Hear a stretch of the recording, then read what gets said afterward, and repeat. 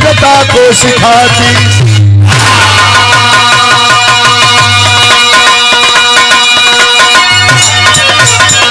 औरत वही जो पति को मह समझे, भगिनी वही व्रत पर सब लुटाती।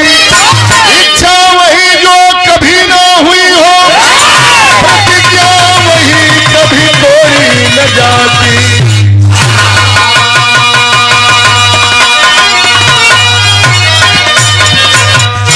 एक आदर्श बेटे की बिरहा कवि ने लिखा है, बेटा वही नाम कुल की बढ़ावे। ये धरती पर बेटा उहे लायक बा कि बाप की लगे 5 मंडा जमीन रहल, बेटा कमा के 10 मंडा कर दिलस। मड़ई टाटी के घर बाबू के रहल, बेटा कमा के महल अटारी बनवा दिलस। पूत कपूत की धन संचय, पूत सपूत की धन संचय। बेटा वही नाम कुल की बढ़ावे, गीता वही कर्म जोगी बनाती। होती रामायण की सच्ची कहानी जो परिवार में श्रेष्ठता को सिखाती। कई ने कहा हमारे बेटे भरत को राजगद्दी, राम को वनवास। एक आदर्श बेटे की भूमिका निभाया भगवान राम ने। ना गई रहता जंगल में तका बिगड़ जाए, बरियाई से उठेल के तो भेजती ना। लेकिन एक आदर्श बेटे की भूमिका निभाया भगवान राम ने। इच्छा वही जो कभी ना हुई हो, प्रतिज्ञा वही कभी तोड़ी न जाती। विराम में कलन गजल के भाव बा। कौन मास्टर?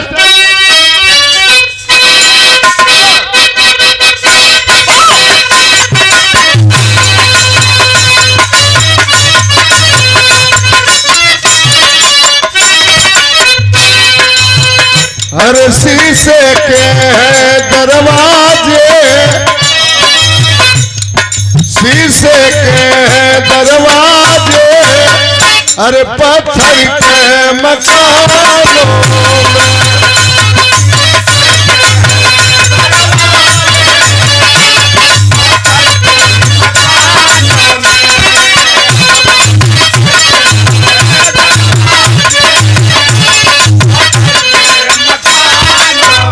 इसमें बढ़िया बिरहा के भाव बा। सायक भी, सायक में होला घुड़सवार, घोड़ा हाके वाला के साहित्यिक भाषा में सायक भी कहा जाता है। कबो कबो ऐसा हो जाला कितनो नीमन घुड़सवार होके कटहा घोड़ा से भेंट हो गई, लात मार दे, बैठबा पीठ पर गिरा दे, हो जाता है कभी कभी। सायक भी सब लहारे, अब पागल तुरंगों से।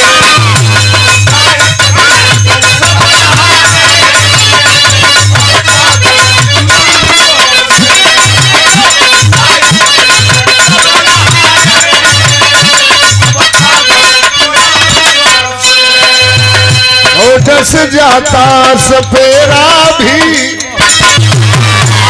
डस जाता सपेरा भी, सवाले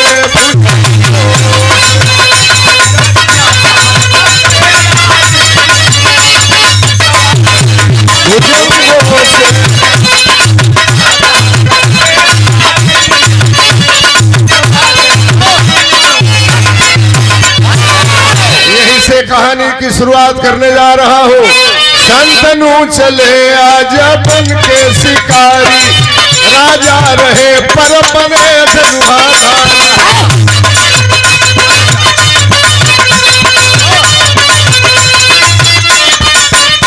मिला ना हिरन कोई जंगल के पीछे, गईले पहुंचे एक पहाड़े।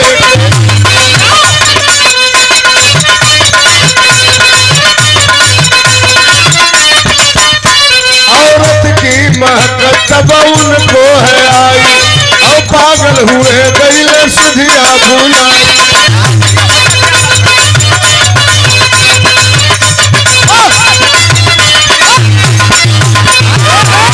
हस्तिनापुर के राजा संतनु नरेश के मन में आईला शिकार खेले चलब।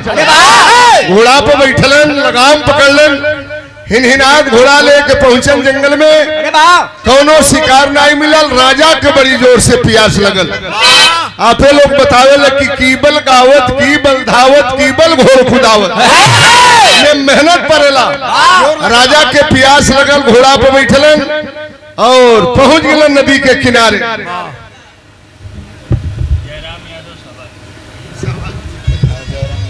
और ये भाई जयराम यादव जी सहबाजपुर से, ये 500 रुपए का पुरस्कार, सहबाजपुर का नाम आता है। हम लोग के बहुत पुराने मित्र थे भाई सुभाष यादव जी,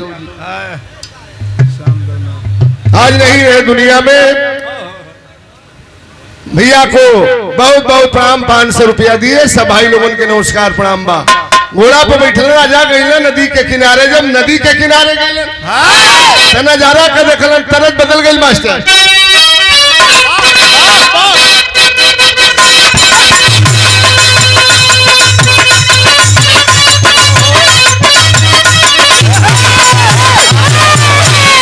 अरे सरंगिया वाले का डेरावा, अरे बताई दे रे छोटा की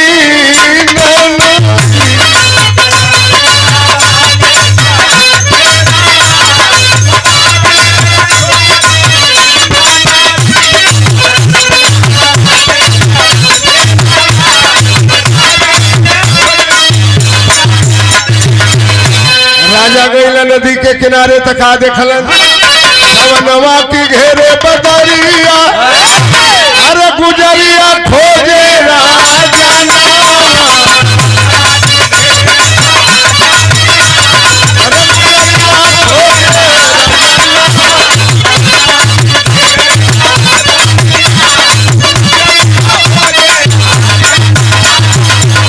अरे नदिया किनारे आ गईले, देखले सुकुमरिया पानी में, अरे 16 बरिस गदराई उमरिया। खतरा होके जात बा, अरे 16 बरिस गदराई उमरिया, गुजरिया खोजे राजाना।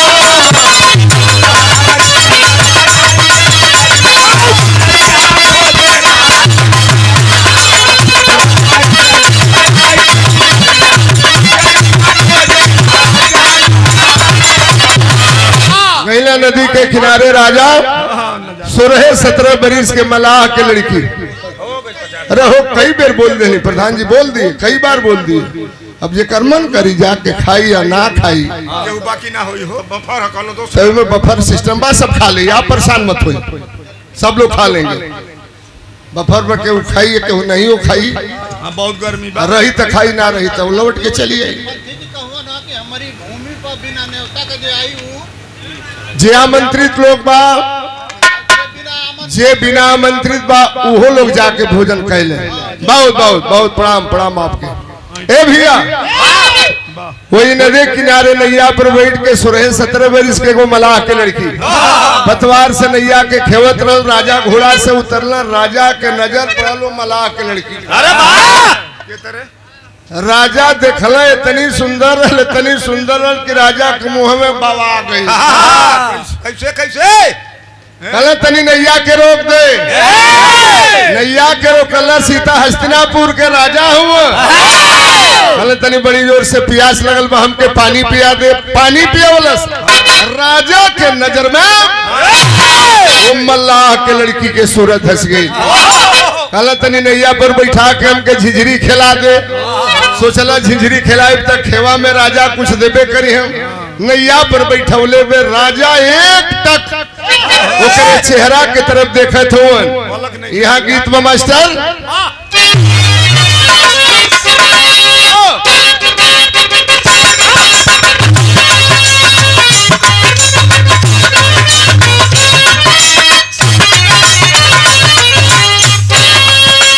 और साजन मेरा उस पार है,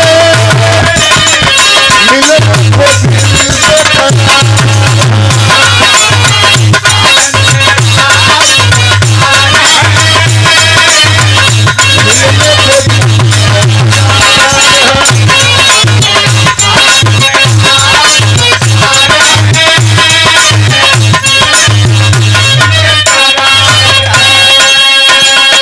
खड़ी होकर नैया के खेवत में राजा जब करे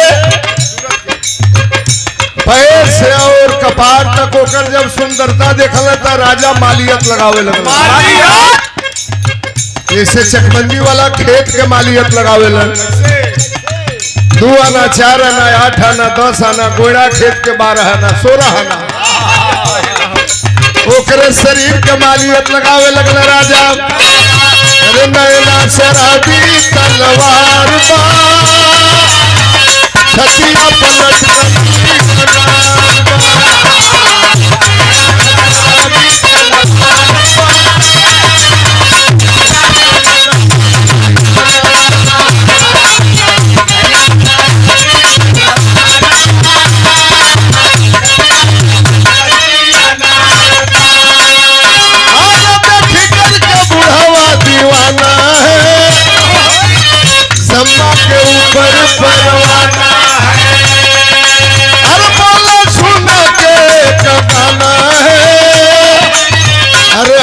पार जाना है।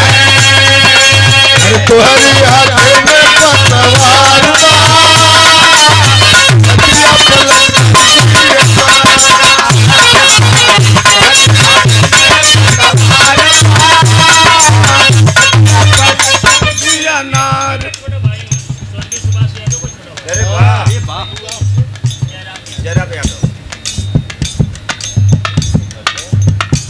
ये हमारे परम स्वर्गीय हो गए सुभाष यादव प्रधान जी के छोटे भाई जयराम यादव जी की ओर से पुनः 500 रुपए का पुरस्कार। बहुत बहुत आपके प्रणाम बा। नदी पर वो नैया पर बैठा के झिझरी खिलावत राजा कहला तनी एक बार ओह पार ले चल। ओह पार लेके गई बलुआ रेता पर बैठ के राजा वो पाकल खरबूजा हिरमुआना वही बलुआ रेता पर बैठ के खैला एकदम डाब फूट के डाब हो गई रहे। हाथ लगा के राजा किकोर के खैला तब राजा के मैदान लग गई। गैस बन गई भाई गैस बन गई गरम हो निपटान कैला राजा। अच्छा जब ये निपटान मैदान लग जाई तो रोकला बस के नहीं थे। जैसे पंडित जी के गांव के वो पंडित जी रहला गईला गाजीपुर में रेवतीपुर गांव बा जजमनिका में संगवा एगो चेला के लिया गईला कथा कहला वो जजमान बढ़िया बढ़िया व्यंजन बनवाई के 56 प्रकार के भोजन बना के ले गई पंडित जी और चेला दोनों खैला। जब रात के 2 बजल तक चेलावा के निपटान लग गई।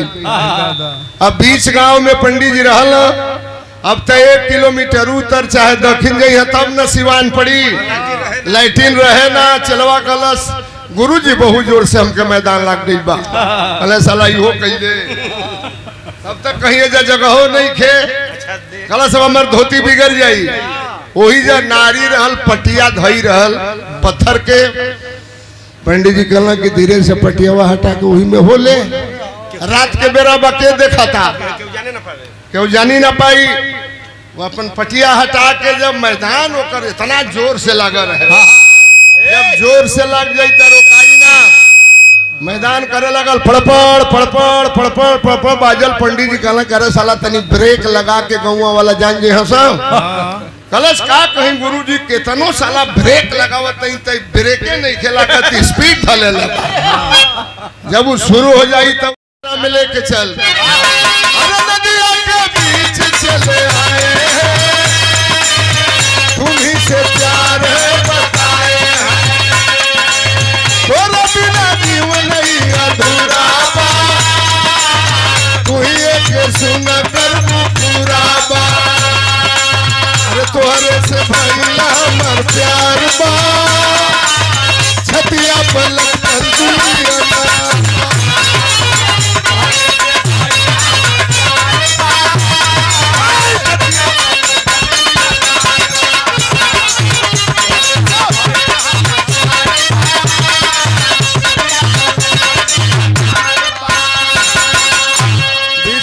में लेके गई। राजा कहला कि नहीं आके रोक। राजा की नजर में वो लड़की के सूरत हंस गई रहल ई प्यार के रोग है एमे उम्र के तकाजा ना बा। राजा के उम्र 70 बरिस मला के लड़की के उम्र 16 बरिस कहला तनी नहीं आके रोक। रोकलस नहीं आके राजा लजाते कहलन कि हमार तोरा से प्यार हो गई बा। आंख में आंसू आ गया। गरीब मलाह के बेटी के कलश राजा क्या बात कर रहे हैं? आपकी शादी हो गई है, आपका एक बेटा है, आपके उम्र 70 बरस, हमारी उम्र 16 बरस। कल प्यार में ये सब नहीं देखा जाता है। हमर मन बा हमसे बियाह कर लेते, ना बियाह करबे तो नदी में कूद के जान दे दे। कलश हस्तिनापुर के राजा हूँ, मर जइहन हस्तिनापुर के गद्दी सुनी हो जाएगी। कला राजा जब बियाहे करे के तो हर मन बा, तो हमारे को बात सुना, तरज बदल गई मास्टर।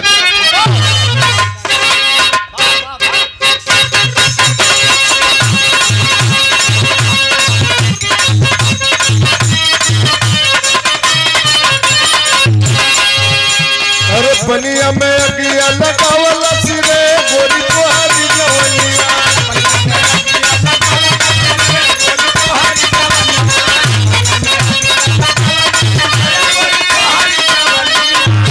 से राजा आप छत्री कुल के राजा, हम जात के मलाह के बेटी। और ये कैसे बियाह हुई? हम तो मलाह के छोकरिया हो, कैसे होई सकरिया।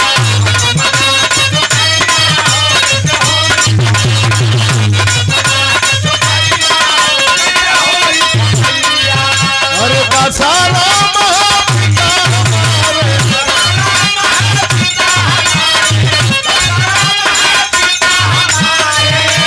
अरे मालिक बन बैठे हैं द्वारे।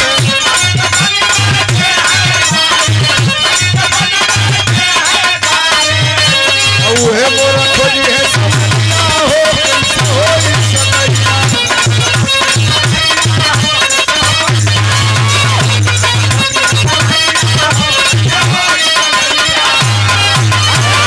हमरे बाबू का नाम दासाराम मल्लाह, जा हमरे बाप से राय ले लो। हम अपने मर्जी के मलिकार ना है राजा। राजा सोचल जब एक मन बा तब बाप के मन काहे ना होई। नेवरिया जा किनारे पर लगी, अरे राजा हुए दीवाना बूढ़ी बाहू।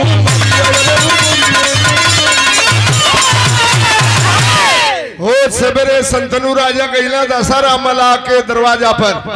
गरीब आदमी बैठ के झोपड़ी में जाल बीनत रहल। खड़ा हो गया, अल सवेरे राजा हमसे कोनो गलती तना हो गई। राजा कहलन कोई गलती नहीं, एक सवाल लेकर के आया हूँ। कहा राजा का आदेश हुकुम फरमान करे राजा।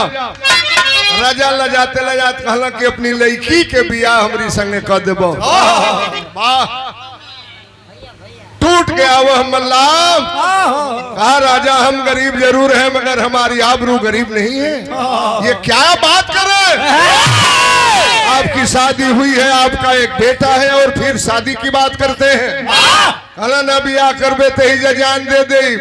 जानो देवे पर राजा तैयार हो गई। कहा वह गरीब मल्लाह राजा अपने लड़की के बियाह तोहरी संगे करब, लेकिन ये सोचब कि माजा काटे खातिर के बियाह करी तही तना होई।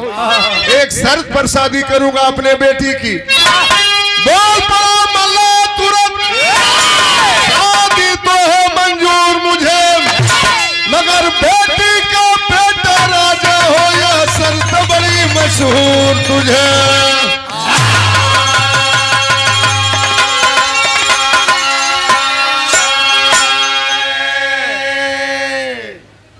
होगा अवाक हो गए राजा। नहीं, अपने बेटे से घात नहीं करूंगा, मेरा एक बेटा है। नहीं नहीं, शादी नहीं करूंगा। घोड़ा पर बैठना राजा, तितलिया जोड़ भगला गईला महल में। रात के खाना ना खा के सुतला, उंघाई नहीं खेला जे के रोग लाग जाला। न दुबराई न मोटाई, जैसे उखी के सूखल पर ओहा होला वही तरह दही झुराए लगे, कुछ निक ना लगे। राजा खाना ना खा के जब सुता तड़ा एगो तो उंघाई नहीं खेला, उंघाइयो लागल तो राजा सपनियाए लगल। सपना देखे लगल। अरे कैसे? तरज कौन बा मास्टर?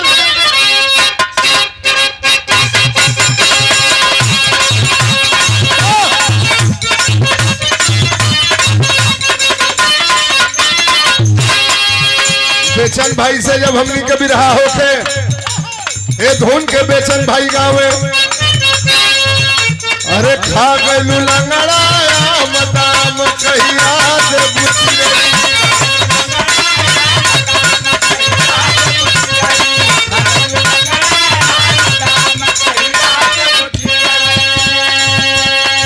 राजा सपना देखे लगल रतिया में देखे ले फुआ बया बपरा चढ़ेला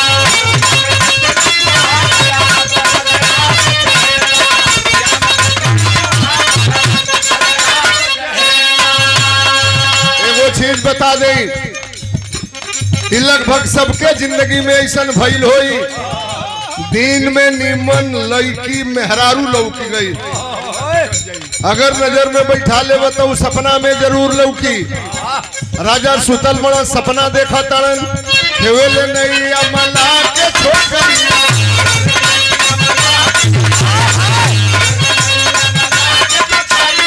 अरे वो करा के धाई चाहे भार्य कवरिया मन जसना बया बपरा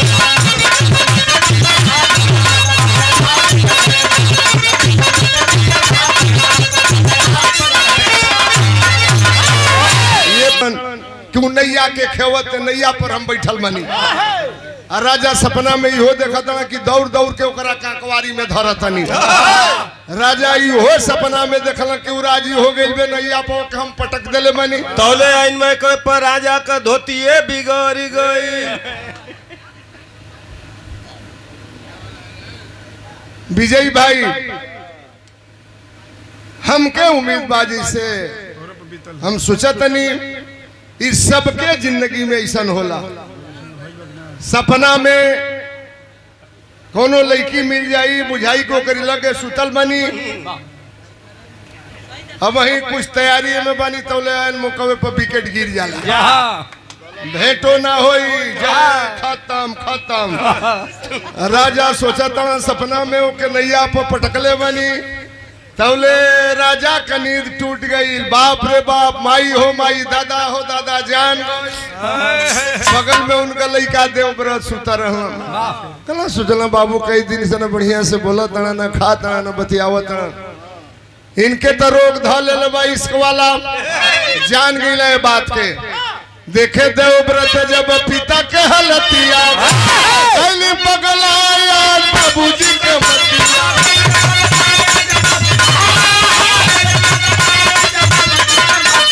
अरे जानी गई मनवा खड़ा बया बपरा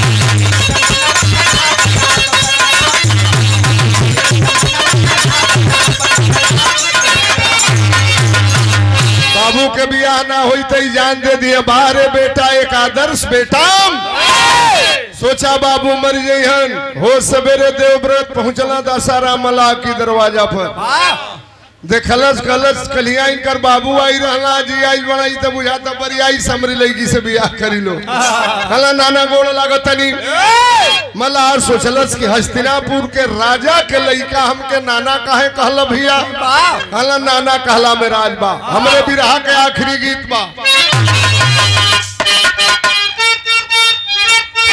वो जमाने में रामदेव गुरु बुल्लू गुरु के जमाना हीरा भगत के जमाना हमरे दुर्जन भैया के जमाने के लोग बेचन भाई पंडित परशुराम यादव ये लोगन के जमाना रहल सबकर एक एगो स्पेशली गीत रहल एक एक कहरवा कहल जाओ जमाने में लोग आवे हमरे बलिया के बाला मास्टर गाँव में अरे धपत के झूलावा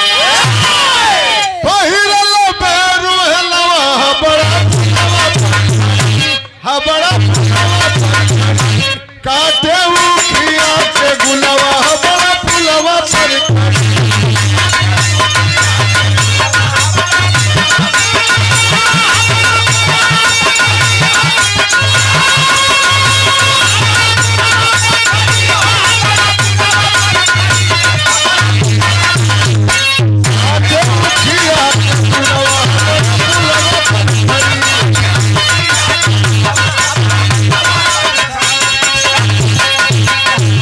अला मला के दरवाजा पर देवव्रत जयराम यादव जयराम यादव प्रधान जयराम यादव प्रधान जी महिपालपुर महिपालपुर नाम कही के मुंह सुकैले पागल पागल माई पर दीवाना भइले पागल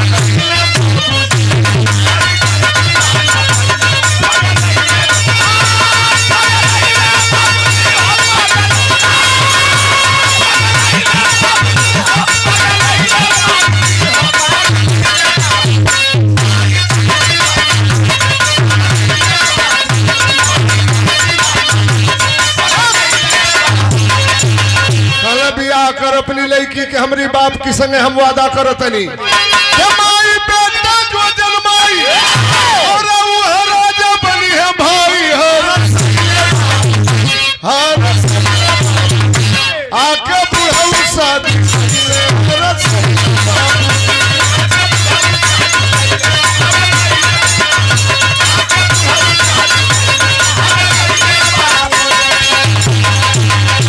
कर अपनी लड़की के हमरी बाप की संगम जौने लड़का पैदा हुई वही हस्तिनापुर की गद्दी का राजा होगा। बारे बेटा अपने बाप की खुशी के लिए हस्तिनापुर की गद्दी को कुर्सी को लात मार दिया। आ कहना ही बात अब संभव बा कई प्रतिज्ञा बा हमारे हम जिंदगी भर कुंवार अगर नाम भीष्म तब धरैया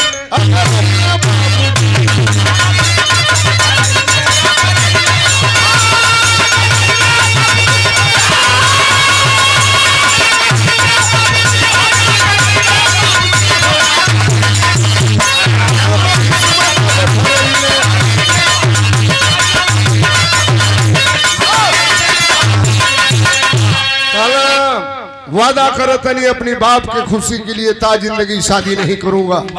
इतना भीषण प्रतिज्ञा कैला देवव्रत तब से उनका नाम बदल करके भीष्म पितामह हो गया। राजा नहीं मन भी हवा कहिए लेलन। कुछ दिन बीतल राजा और मलाह के लड़की के संपर्क से दूगो लड़का भइलन।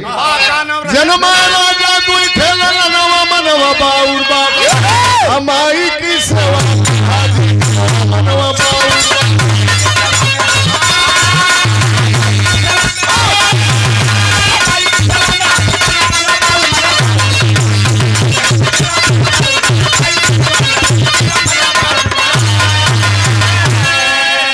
राजा और मलाह के लड़की के संपर्क से दूगो लड़का भइलन। पहला का नाम रहल विचित्रवीर दूसरा का नाम रहल चित्रांगद। दोनों भैया जवान भइलन। ठीक है हाँ ठीक बैठ जा भैया हमके इनाम दिलन परशुराम का चेला। पहला का नाम विचित्रवीर दूसरा का नाम चित्रांगद।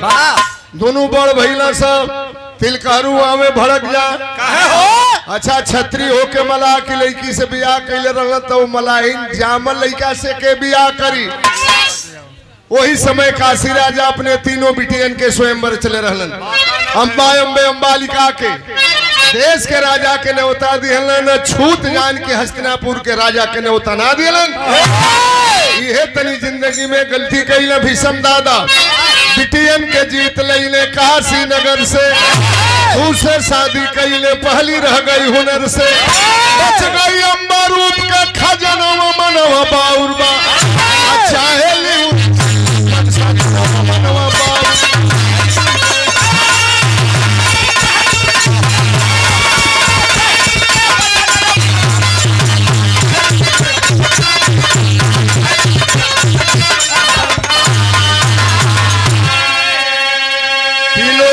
के हरण के लेके चलिए ना हस्तिनापुर में दूगो बहनियन के बियाह दोनों भैयों से करा दिलन जवन मलाहिन से जामा रहलन। अम्बा बाज गई कहला हमसे तू बियाह कला। दादा ने तो प्रतिज्ञा किया था कि बाप की खुशी के लिए ता जिंदगी शादी नहीं करूंगा। बियाह ना करो कला सारे मऊक दास गईला हमारी बाप की स्वयंवर में हमनी के हरण के लेके आ गए दोनों बहनियन के तब ब्याह करा दिया। अब हम कहा जाई? एक बात कहा भीष्म दादा ने, क्या?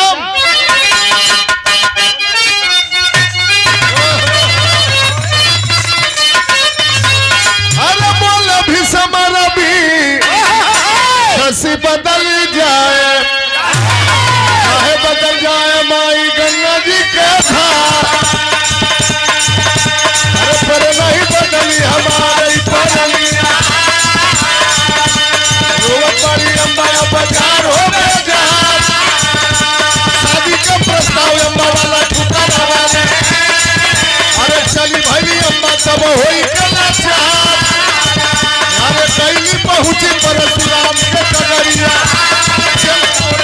अरे युद्ध मरिया में भी कला सारा किया, आखिर परशुराम गईले चलवा सहार। अम्बा सोचले सब कहा जाई, घर के न घाट के, साल वनरे से अम्बा के प्यार चलत तलब तो वो भी हमें स्वीकार नहीं करेगा। रोवत पहुंचल भीष्म दादा के गुरु का नाम रहल पंडित परशुराम फरसा वाला। गईल कहलस तनी इनके बता दे, अपने चेला के समझा दे, हो सके तो बात मान जी है। परशुराम फरसा उठौलन, बुलाते हैं भीष्म दादा को, क्यों नारी का अपमान कर रहे हो, शादी कर लो। दादा ने कहा कि पूरब का सूरज पश्चिम में उदय हो सकता है, मां गंगा की धारा बदल सकती है, प्रतिज्ञा किया हूं शादी नहीं करूंगा तो नहीं करूंगा। गुरु चेला में लड़ाई हो गई, गुरु जी हार गईलन। वो इस समय अम्बा खड़ी थी, श्राप देती है, जाओ भीष्म श्राप देती हूं, औरत जात से तुम्हें इतनी नफरत है तो लड़ाई के मैदान में मौत का कारण है, औरत बनेगी। भाव है,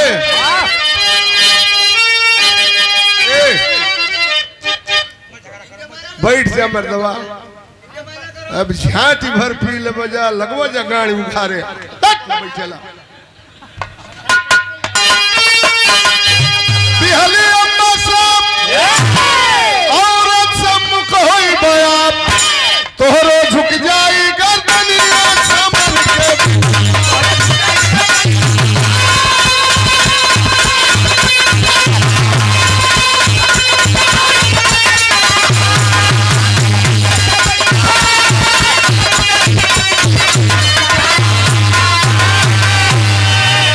महाभारत की जंग हुई, सेनापत भैले दादा, मच गया धरा पर लही है बुझाता, सुनी कृष्ण की कहानियां समर के बिचवा। महाभारत की लड़ाई चल रही थी, कौरवों की ओर से दादा को सेनापत बनाया गया, पांडव दल में खलबली मच गई। माधव मुकुंद मुरली वाले कन्हैया भी घबरा गए, अब दादा के सामने कौन लड़ने के लिए जाएगा। बारे भगवान कन्हैया, अम्बा मरकर हुई शिखंडी था हिजड़ा का रूप, उसी भेष में आई देखले अम्बा के स्वरूप, धनुहा से लगिया समर के बिचवा। वही अम्बा दूसरे जन्म में शिखंडी बनकर के पैदा हुई, जिसका हिजड़ा का रूप था। जब श्राप देले रहल दादा के, अर्जुन के रथ पे आती है, अर्जुन के सामने आके तनकी सैगो कपार हाथ पर कपार पर एगो हाथ कमर पर देख के भीष्म दादा के तनिकी सा ठुमका लगौलस। भीष्म दादा के नजर पड़ल, भीष्म ने प्रतिज्ञा किया था कि लड़ाई के मैदान में अगर कोई औरत आ जाएगी हथियार फेंक दूंगा। अम्बा का श्राप था, हथियार फेंक दिए। भगवान कन्हैया कहते अर्जुन अब क्या देख रहे हो, लड़ाई को फतह करो। तो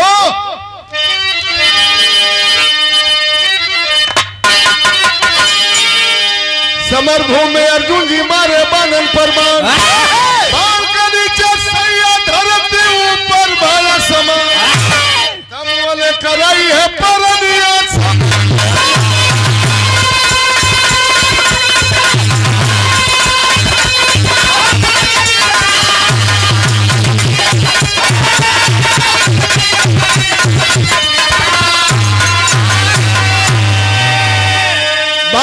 सरसैया पर पड़ गए भीष्म दादा, एक बाप की खुशी के लिए हमारे बाप को तकलीफ न हो।